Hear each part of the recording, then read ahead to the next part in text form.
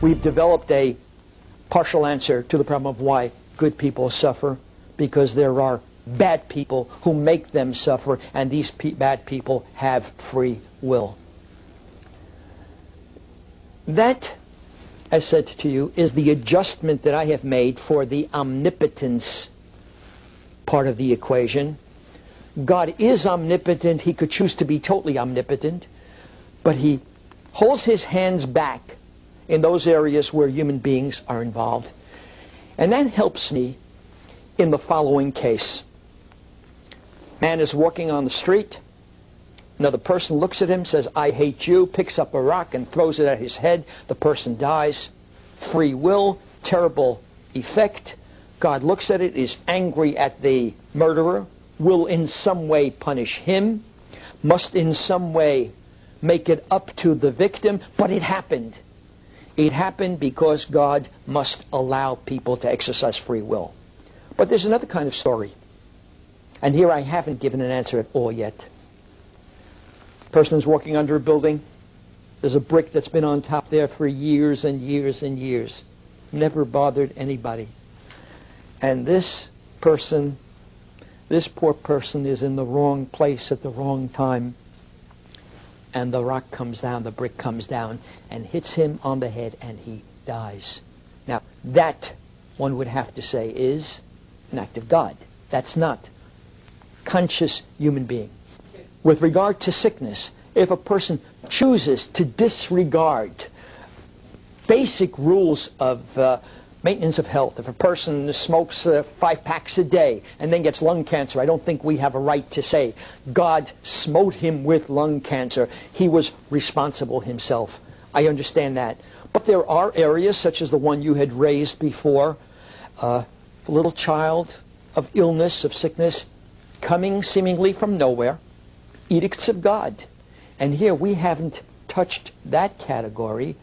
There we're back to the problem. Good people suffer, and when good people suffer from the Almighty, how do we deal with that problem? It is here that I want to expand upon the story that I bring in the book, which comes from the Torah, that our sages say is the one time in the text that the problem of tzaddik v'ralo was raised to God by none other than Moshe. It was in the aftermath of the sin of the golden calf. God forgave the Jewish people, and as our Talmud puts it, Moses saw that God was in a good mood, whatever that means. He saw that he could relate to him at that moment.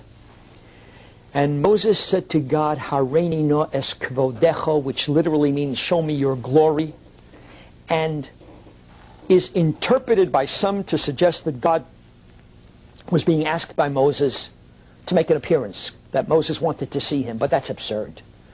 Moses certainly knew, Ein lo dmus haguf, that God has no body, no form of a body, and he wasn't asking to see God physically. The Talmud says what Moses was really asking was, Hareini no, show me please, es kivodecha, kavod, root word, glory, honor. God, I want to honor you. I want to be able to pay you full respect. But how can I honor you when I see my neighbor struggling on crutches, when I see a young child stricken with polio, with God knows what kind of disease? They don't deserve it. And God, you're a good God, asking the very question that we're asking now, the subject of our lecture, show me your glory. And God responds in a very fascinating way. First he says, Lo yirani ha'odam v'choy, man cannot see me and live.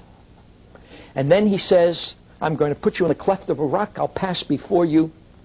You won't see me as I pass before you. Panai le'yaro, you won't see my face. V'riso esacharo, you'll see my back.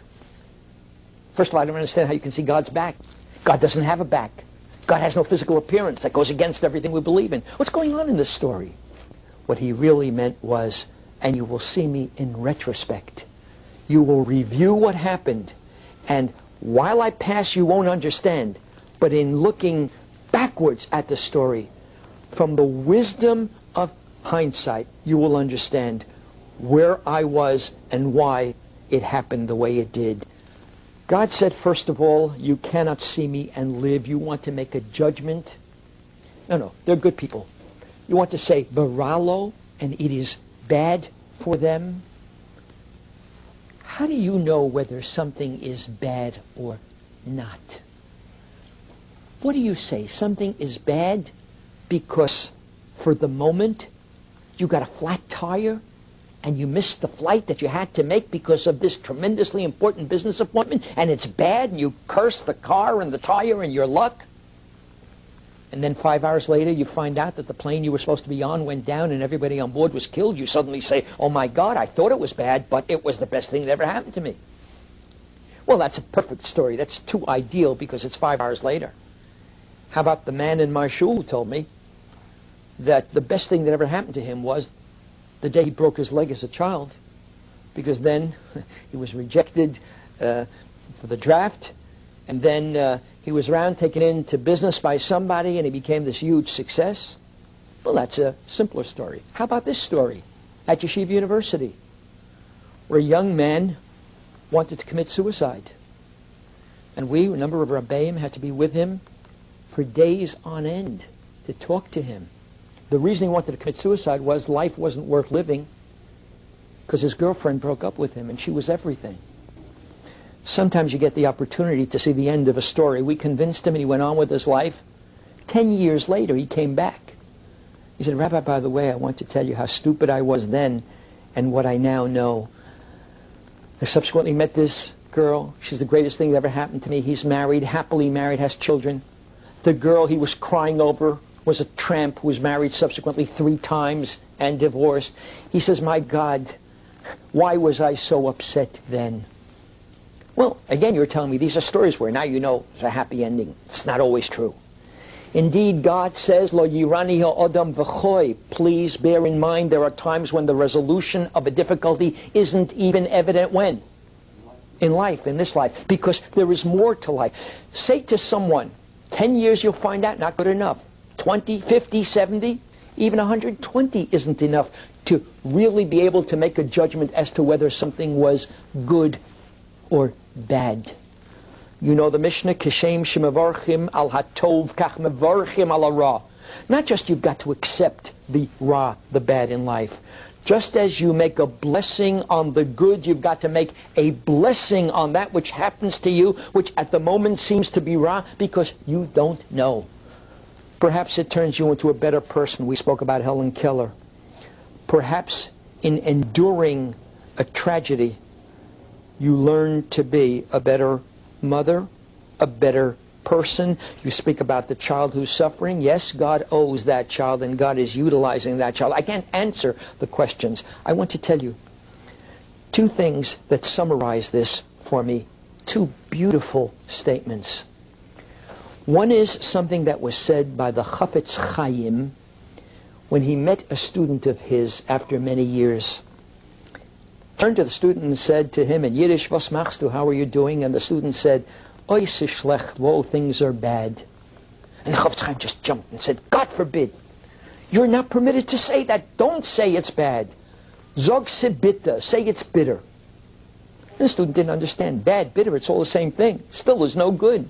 What difference does it make bad or bitter? And he asked. And the Chafetz Chaim said, don't you understand? A medicine may be bitter, but it's never bad. What a fascinating idea.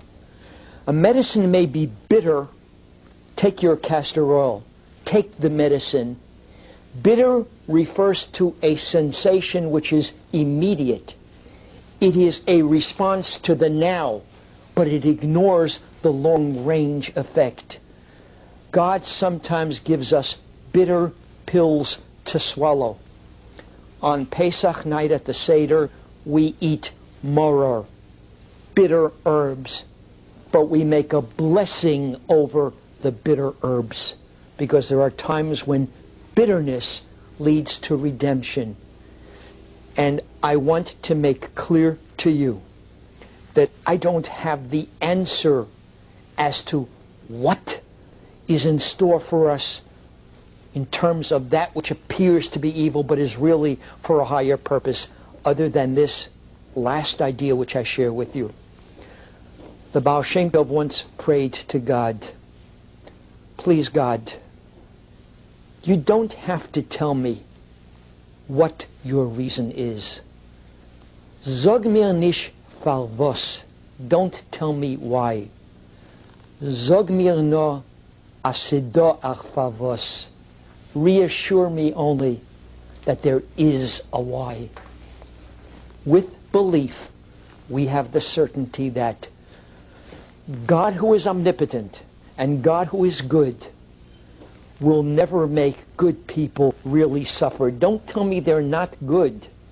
Tell me that this word suffer, which in Hebrew is ra, will eventually be recognized as something that isn't ra, but as the spur for, the stimulus to, the blossoming of something intended for our good.